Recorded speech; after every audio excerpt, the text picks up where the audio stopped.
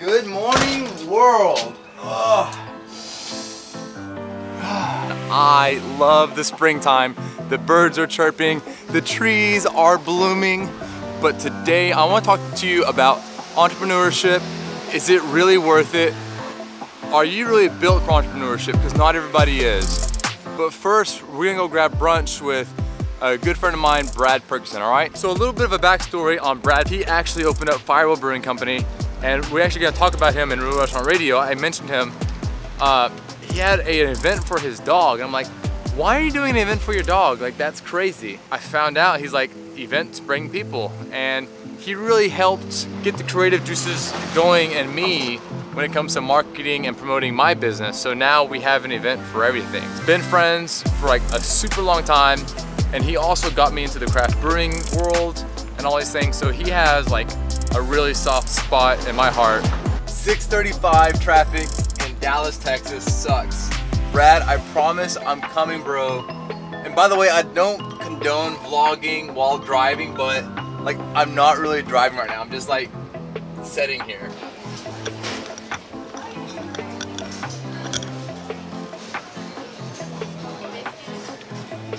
Exactly. Waiting on Kostas to show up. Dude, the traffic was insane. The traffic was insane. Who takes 6:35 by choice?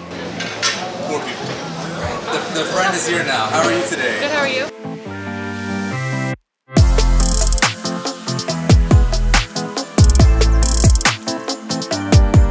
Cheers, sir. We're fancy today. So I have been, I guess what you would classify as an entrepreneur most of my life. During college, a buddy of mine opened a little side business where we would build and sell kegerators. As soon as I graduated college, I got a 9-to-5 real job as a financial analyst, you know. I still had that desire to do something, but the security and the regular paycheck and just getting to know what the real world was like was something I wanted to experience. That being said, 3 years later, I had the opportunity to open my own business, Brewing, and it was a very different experience. You know, you no longer have that financial security of a paycheck coming in every 2 weeks or you know, whatever it may be. But you also didn't have to be up at 7 o'clock to get ready to leave, to go fight 45 minutes with traffic to make sure you're on time. You don't have to hurry through a 35-minute lunch because you got to get back so you're not yelled at, you know. You don't have all of the restrictions, I would say, but you place harder ones upon yourself because you want to be successful and you know that you're the only one that's going to contribute to that. If you don't care, no one else is going to. You have to have that internal drive to tell yourself that you do need to be at work at, you know, 9 o'clock every morning. I ended up selling the brewery and moving to another 9-to-5 job. I'm more of a salesman, work on commission, so again, it's that beautiful line between salary 9 to 5, and then on this side you've got no salary, nothing. I own a company.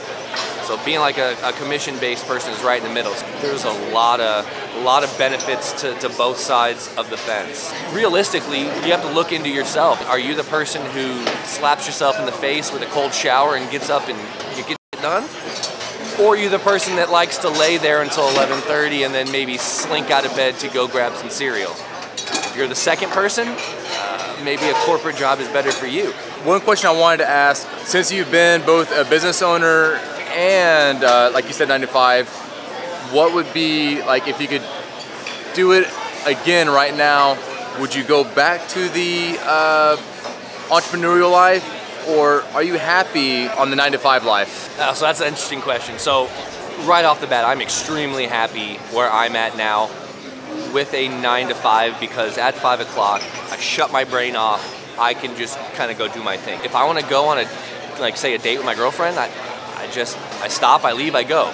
There's no expectation of me having to work or think about a business. I do miss a lot of the, I don't know how to say it. It's that feeling of personal pride and ownership that you've built something from ground zero all the way to where it is. No matter, you know, if you're selling t-shirts on the side, you make $100 a month, or you're selling a lot, you're making $100,000 a year. The fact that you built something yourself, there's a very specific feeling that you get from that. And some people may have never experienced it before. Some never will. But you need to decide for you what you think would make you the happiest, and just kind of go from there. If I'd give one specific piece of advice, don't rush things. Don't just go do something because you feel it's, you know, what you should be doing. Take a month or two or several, maybe even years, to figure out what you need to do it successfully. Starting successfully is a lot easier than starting something and then trying to make it successful. You know, I'm still like obviously running the business here, and I know there's so many times where like my wife is crying because I'm having to be like pulled away from a family event to run up to the restaurant and handle the business. And it would be nice if I could just like shut it off, turn it off, but I can't. Like, my brain never stops. It's always like opa, opa. Like right now I'm at this restaurant and I'm like looking at all the decor and the cocktail menu, and all I'm thinking, I can't enjoy myself here. I'm thinking like, how can I make my business better? So definitely a double-edged sword, something that you guys should think about and consider when you're gonna open up your own business. So anyway, take that. I guess we'll enjoy the rest of our cocktails. Exactly. All right, man. Cheers, world.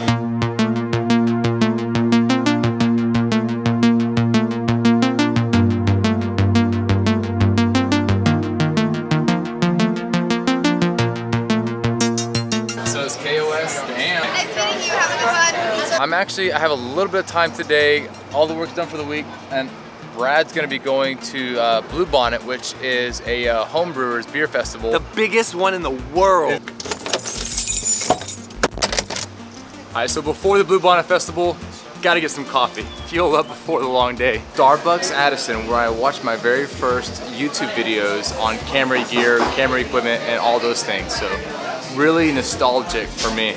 There we go. I got plenty of videos. Okay, cool. All right, awesome. Yeah. The Bluebonnet Festival is where enthusiasts mingle with professionals, and a lot of these home brewers essentially want to open up their own businesses. It'll be interesting to see kind of where they're at psychologically. Hopefully we can get some insight and some tidbits into what they're thinking about opening up their own business, their business strategies and stuff like that. And maybe you can apply that to perhaps your own strategy if you're looking to open up your own business here in the next few years. So without further ado, let's grab some beer and let's grab some interviews from some of these homebrewers, all right? So this is what we're gonna try. To look more official, it's probably best that I put on the American Brewing Equipment t-shirt, right? All right, much better, right? Don't you think? So I'm here with Judge here at the Bluebonnet Homebrew Festival. Yep. And so you're actually on the verge, you're exactly who I want to talk to, because I'm talking about, should you keep your 9-to-5 job or should you be an entrepreneur? And you're currently a 9-to-5 worker, but you think it's worth it to quit that 9-to-5 to open up your own business, correct? Yes, that's absolutely correct. And I think it's going to be something that obviously you want to make sure that we plan through that and not just say, you know, screw it. You know, we're putting together the right plan in place, thinking through everything, thinking through, you know, all the obstacles. And so, yeah, that's, okay. I think it's definitely worth it, but you got to do it the right way. What are you most nervous about leaving your, maybe security of that paycheck? Security, absolutely. I think that's the big thing. Very easy to say, oh yeah, I want to start a brewery when you're making, you know, a paycheck every week. But sure, if that goes away, you know, how committed are you, and how, you know, much are you actually going to put into it to make sure that it works? And that's, you know, something that I think you have to be willing to do it in order to do it. And I think that's where the beer industry is going. Yeah. I think there's so much competition in the commercial brewing space that you almost have to start looking into how to continue to get people to stay at your place. And have maybe other streams of income coming in besides just the production side of things. Absolutely. Well, cool, man. Hey, nice meeting you, Judge. Hopefully we will see you at your own brew pub, and much success to you and your ventures. All right, bud? Thank you. All right, bud. It. Cheers. Uncharted Ale works. Okay, I will leave a link to their social media down below in the show notes. So check them out, give them a like, and let's show them some love. So what do you think about the bright-eyed and bushy-tailed entrepreneur that just wanted to start up in Fort Worth? Man, oof. Isn't it crazy? I love seeing that passion in someone's eye, like just young, never opened a business before, and like just so enthusiastic. Why the heck not? Do it. And Yeah. you know what? That's how I started my company. I love it, dude. I love that, like that passion and like that enthusiasm, you know? And people see it. They really do. That's what it's all about. Like when you're talking to someone about your product and you get that little smile and the gleam in your eye. Oh my gosh. They know you care, and then you're going to bring the quality to that product, and they want to buy it from you. We should go talk to them about some brewing equipment before it's all over with, right? Exactly. See, now you're thinking, There oh, you these go. sales. Come on now. All right, so I'm here with Matt, owner of a really fine brewing company in DFW, Rabbit Hole Brewing Company. What's going on, Matt? How you doing today, man? Oh, everything's great. I mean, it's Bluebonnet Brew Off. What could be better? So basically, this is where wannabe entrepreneurs come to show off their goods. I assume anybody who's brewing beer, or most people who are brewing beer, want to open up their own brewing company. Is that correct? It's definitely a dream of a lot of homebrewers to do it. It's the kind of thing anyone who drinks beer regularly dreams of opening a bar. Anyone who brews beer regularly dreams of one day opening their own shop. It's all fun and games until it's time to work, right? Well, that's right. So for anybody who wants to open up their own business, what are the downsides? I hate to be pessimistic. I know there's so many upsides, but before you go and quit that 9-to-5 job, what are you getting yourself into when it comes to opening up a business? Well, one thing to remember is this is definitely not a 9-to-5 job. It's at best a 5 to 9 job or more. One of the issues with it is everything is your responsibility. If the alarm goes off because the wind is blowing too hard and rattles the window, you've got to deal with it. That happened to me one time. That happened one time. Like, the police called me and I'm like, yeah, the alarm went off at the restaurant. Right, Oops. and you got to deal with it. Yeah, if there's an angry patron, you've got to deal with it. If there's a problem with the product, or a perceived problem with the product, you've got to deal with it. Unfortunately, there's so much else that has to go into running a brewery. Running a business at all, really. Yeah. Pretty much any business is about a third the thing the business is about, and then 2/3 all the other crap. The HR, legal, all the taxes. So much stuff. All the paperwork, all of the stuff that just goes into making business happen. A lot of times you don't really get a chance to actually brew beer. It's not creating a product and selling a product. Like that's like the easy part that you really don't even deal with, right? Right, yeah. I have to hire other people to do the fun part. Yeah. Because there's so much about operating a business that only I can do it. And so I have to be the one to handle all that. So all the fun part other people get to do. Well, Rabbit Hole, we've been open for just over 5 years now. We're up in Justin, just north of Texas Motor Speedway between Fort Worth and Denton. We distribute throughout DFW down to Austin, San Antonio area, and we've got a tap room that's open there in Justin Fridays and Saturdays. Matt, thanks, man. I appreciate you. Thanks for your time. Good thing. And thank you for educating all of these wannabe entrepreneurs out there and just letting them know before they quit that nice 9-to-5 job, be weary, right? Yeah, it's fun, but it's work. It's not all fun. Work is involved, and you've got to know that. You've got to know that there's so much work involved with this entrepreneurship life.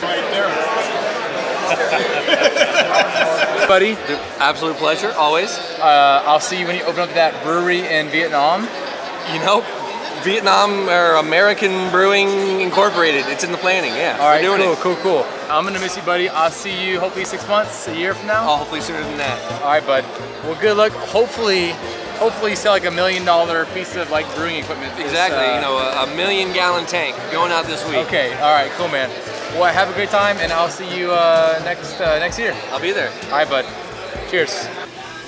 So there you have it. That's a few different people's perspective on running a business versus that 9-to-5 job. Take it or leave it. Just something I wanted to offer to you guys. Some like insights into like the brains and the thinkings of like real life entrepreneurs. I feel I have like this unique platform to educate you guys on, because not a lot of you out there are like running real businesses, and a lot of you are thinking about running real businesses, and I want to, you know, just kind of warn you, not pessimistically, but just warn you that it's not all sunshine and rainbows, and As Rocky Balboa says, it's a cold, hard place, and business, more than anything else in life, will knock you down if you let it. I hope you enjoyed today's vlog. If it's your first time here, my name is Kostas. As you see, I am a restaurant owner in the Dallas Metroplex area and a YouTuber. So if you like what you saw, leave me a thumbs up, subscribe to the channel, a comment below, all those things, and we will see you guys in the next video.